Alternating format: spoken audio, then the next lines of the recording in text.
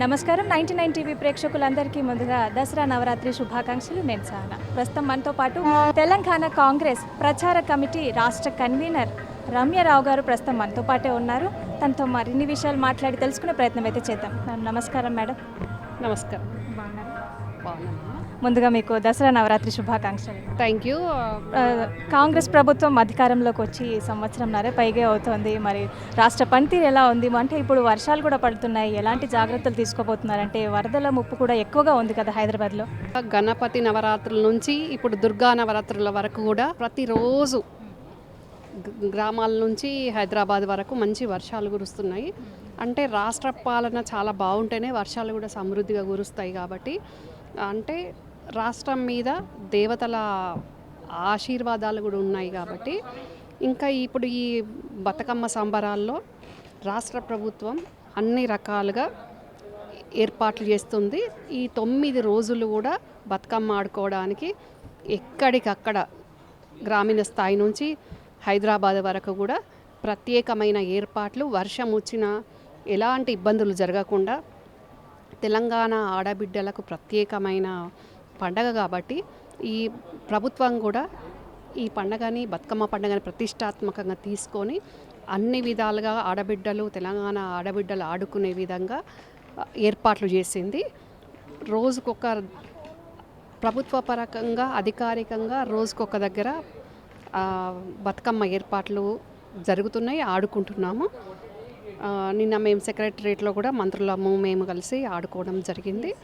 అట్లాగే ఇప్పుడు 30వ తారీఖు నాడు సద్దుల బతుకమ్మ కూడా ట్యాంక్ బండ్ మీద జరగబోతుంది. 29వ రోజు కూడా సాయంకాలం సరూర్ నగర్ స్టేడియంలో 10,000 మంది మహిళలతోటి 50 అడుగుల బతుకమ్మ గిన్నిస్ రికార్డు వచ్చే విధంగా ఏర్పాట్లు జరుగుతున్నాయి. గ్రామ స్థాయి నుంచి గాంధీ భవన్ వరకు ఉన్న మహిళలు, నాయకురాళ్ళు, ప్రతి ఒక్కరు కూడా అన్ని డిపార్ట్మెంట్లో పనిచేసే మహిళా ఉద్యోగులు కూడా ఇందులో పాల్గొనబోతున్నారు. ఎందుకంటే ఇక్కడ కులాలకు, సంఘాలకు అతీతంగా అందరూ కలిసి ఆట పాట కష్టసుఖాలను మర్చిపోయే విధంగా, కష్టసుఖాలను తెలియజేసుకునే విధంగా ఒక్కొక్క పాటలో ఒక్కొక్క రకం రాగంతో దాన్ని మేము పాడుకుంటూ ఉంటాము. ఇది 1000 ఏళ్ళ నుంచి ఈ బతుకమ్మ పండుగ అనేది ఆడుకుంటున్నాం, పాడుకుంటున్నాము. ఇప్పుడు ఇంకా మంచిగా మీడియా వచ్చి దేశవ్యాప్తంగా, ప్రపంచవ్యాప్తంగా బతుకమ్మ పండుగ ఎట్లుంటుంది అనేది తెలియడానికి ఇందులో మీడియా పాత్ర ప్రముఖంగా ఉంటుంది.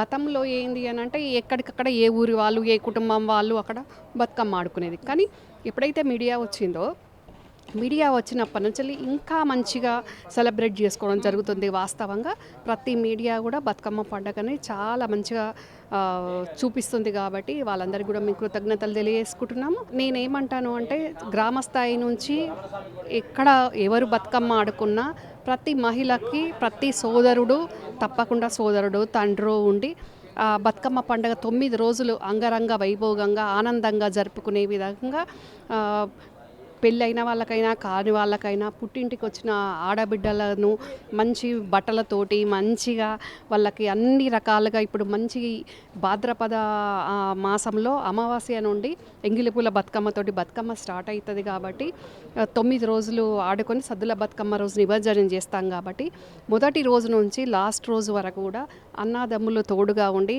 పువ్వులు తెచ్చియడము, అన్ని రకాలుగా సపోర్ట్ చేయడము, కొత్త బట్టలు కొని పెట్టడము, అత్తవారింట్లో ఉన్న ఆడబిడ్డలను పుట్టింటికి తీసుకురావడము, పెళ్ళిగాని అమ్మాయిలు మంచిగా అన్నదమ్ములతోటి అన్ని రకాలుగా ఇప్పుడు కొత్తగా దాండియా కూడా ఆడుతున్నారు. మన పెద్దవాళ్ళు ఏమని దీవిస్తారంటే ఈ బతుకమ్మ ఆడే విధానంలో ఆడుకునే ఆడబిడ్డల భద్రత, భవిష్యత్తు, భరోసా ఉజ్వలంగా ఉండాలి, మీరు మంచిగా బతకాలి అనే దాంట్లో భాగంగా మంచిగా సంతోషంగా ఆడుకుని అందరం కలిసి ఐక్యంగా ఆడుకునే పండుగ ఇది. ముఖ్యంగా ఏంటంటే మన ఊర్లో మనమే ఆడుకుంటాం, మన ఇంట్లో మనమే ఆడుకుంటాం, మన కుటుంబమే ఆడుకుంటాం.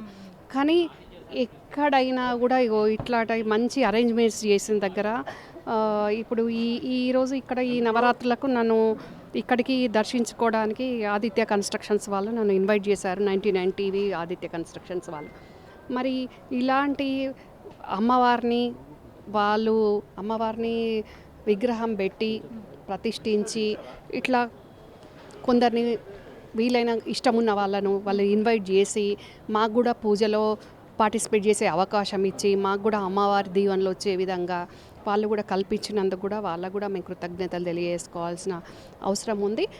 మాకుతో పాటు వాళ్ళ సిబ్బందికి కానివ్వండి, వాళ్ళ బంధువులకు కానివ్వండి, వాళ్ళ కాలనీకి కానివ్వండి, వాళ్ళ వెంచర్స్లో ఎక్కడ వాళ్ళ వెంచర్స్ నడుస్తాయో అక్కడ ఉన్న వాళ్ళందరికీ కూడా వాళ్ళు ఇలా వాళ్ళ ఛానల్ ద్వారా కానివ్వండి మరియు ఈ దుర్గామాత ఆశీస్సులు ఉండే విధంగా వాళ్ళు చేసే ఈ ప్రయత్నం అనేది చాలా గొప్పది.